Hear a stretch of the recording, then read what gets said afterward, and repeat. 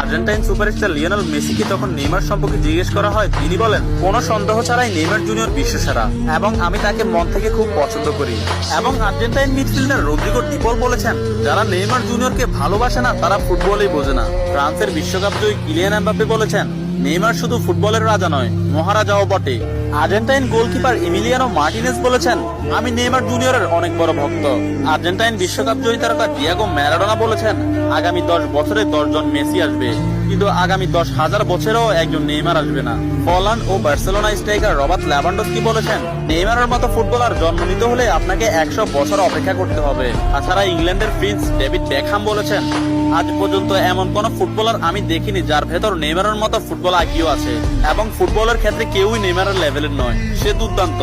এবং আর্জেন্টাইন বিশ্বকাপ জয়ী তারকা অ্যানহেল ডি মারিয়া বলেছেন, নেইমারের সাথে যে কোনো প্লেয়ারের তুলনা করা অপরাধ। ফ্রান্সের বিশ্বকাপ জয়ী তারকা কারিম বেনজেমা বলেছেন, যারা নেইমারকে নিয়ে সমালোচনা করেন তারা ফুটবল বোঝেন না। ম্যানচেস্টার সিটির কোচ পেপ গার্দিওলা বলেছেন, আমার ক্যারিয়ারে নেইমার মানেই সবকিছু। আমি মাঝে মধ্যে নেইমারের খেলা দেখে আমার দলের উপর সেটা বিস্তার করি। এবং স্পেনের বিশ্বকাপ জয়ী তারকা জেরার্ড পিকে বলেছেন, নেইমার ইতিহাসের সেরা খেলোয়াড়। অন্যদিকে লা লিগা সভাপতি তাবাস বলেছেন, নেইমার লা লিগার সম্পদ। এক সাংবাদিক